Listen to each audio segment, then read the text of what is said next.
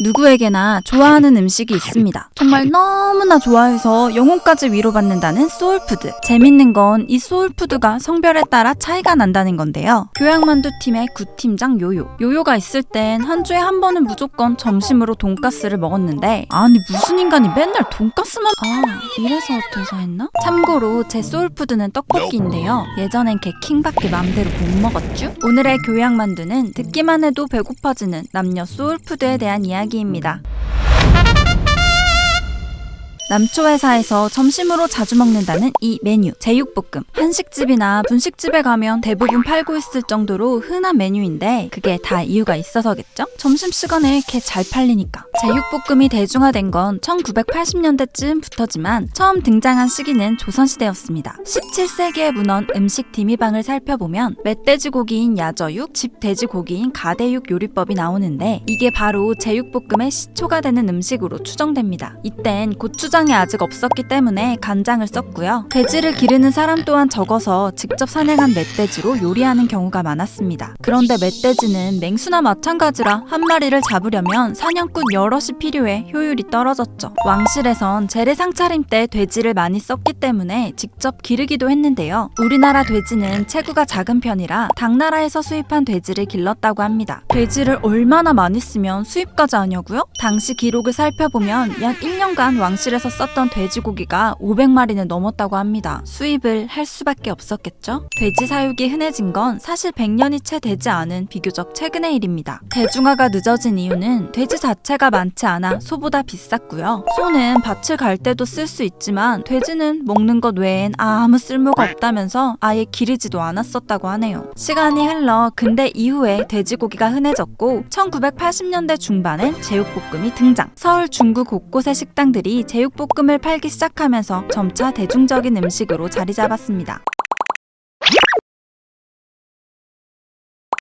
제육과 쌍벽을 이루는 남자들의 소울푸드, 돈가스. 각종 채널에서 가장 좋아하는 음식을 조사하면 무조건 상위권에 들 정도로 인기인데 나도 돈가스 좋아한다고 말하면 김주식이 날아와서 돈가스 배달해주는 건가? 돈가스의 영어 이름은 포크 커틀릿. 커틀릿은 원래 송아지나 양고기를 튀긴 요리였는데 일본에서 돼지를 튀겨 먹으면서 포크 커틀릿이란 메뉴가 생겼고 이걸 일본식으로 부른 것이 바로 돈가스입니다. 이 돈가스가 일제강점기인 1930년대 쯤 한국으로 넘어왔고 1960년대엔 한국 외식 메뉴의 대표주자로 자리 잡게 되죠. 일본식 두툼한 돈가스는 튀기는데 기름이 많이 들어 가성비가 떨어졌기 때문에 우린 넓고 평평하게 펼쳐진 돈가스를 튀겼고요. 김치도 함께 플레이팅하면서 K 돈가스 정식이 탄생하게 된 겁니다. 당시의 돈가스는 분위기 있는 경양식집에서 특별한 기념일에나 먹는 음식이었는데 지금은 편의점 도시락으로 나올 정도로 흔한 메뉴가 됐죠.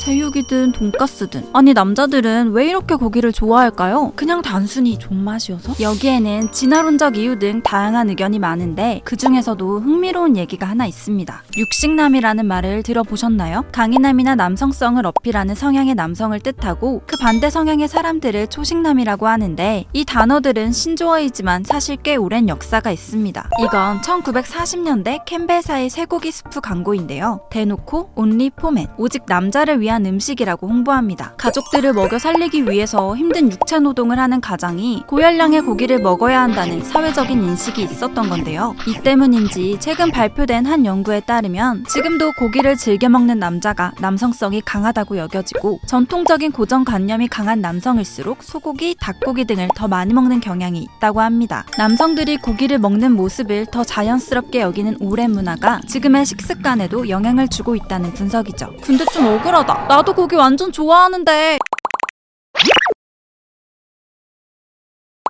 저를 비롯해 수많은 여성들의 대표 소울푸드 바로 떡볶이. 솔직히 일이 삼톡하고 싶은 거 뇌에 힘 꽉 주고 참고 있습니다. 떡볶이는 조선시대부터 있던 음식이었습니다. 조선 말기에 편찬된 조리서 시위전서에 따르면 가래떡과 등심, 참기름, 간장파, 버섯 등을 볶아 만든 것이 원조 하얀 떡볶이. 당시 떡볶이는 왕족이나 몇몇 고위급 양반들이나 먹을 수 있는 음식이었습니다. 밥해 먹기도 부족한 쌀로 떡을 해 먹는 건 엄청난 사치였기 때문인데요. 지금처럼 이런 빨갛고 매콤한 고추장 떡볶이는 6.25 전쟁 직후인 1953년쯤부터 나왔다는 썰이 있습니다. 그리고 이 떡볶이가 국민 간식으로 자리 잡은 건 1970년대 무렵 신당동 지역에 떡볶이집들이 생겨나면서부터라는데요. 당시 정부가 밀가루 장려 운동을 펼치면서 밀가루로 만든 떡볶이도 함께 주목을 받게 된 거죠. 참고로 이때 팔던 건 직접 끓여 먹는 방식의 즉석 떡볶이였다고 합니다. 이후로도 수십 년간 여러 가지 형태로 인기를 유지했던 떡볶이에 대적하는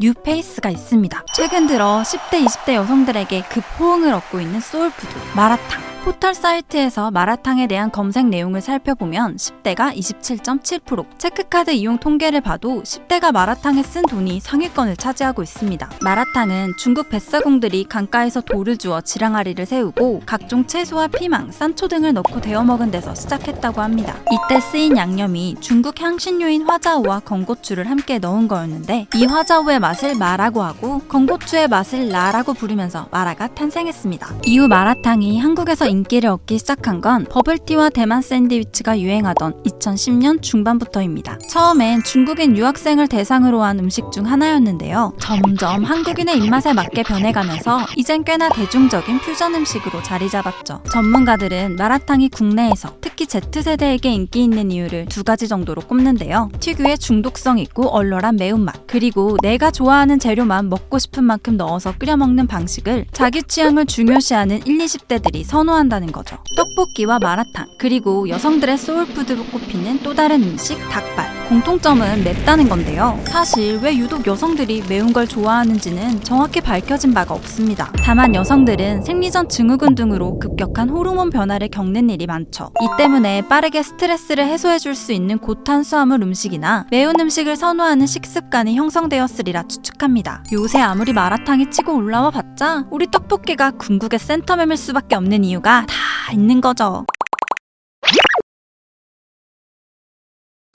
계속 음식 얘기만 하다 보니까 너무 배고픈데요. 응? 뭐라고? 국밥이랑 파스타 얘기가 빠졌다고요? 아, 그건 예전에 영상으로 만들어놨으니까 이거 끝내면 바로 봐주. 지금까지 교양만두였습니다.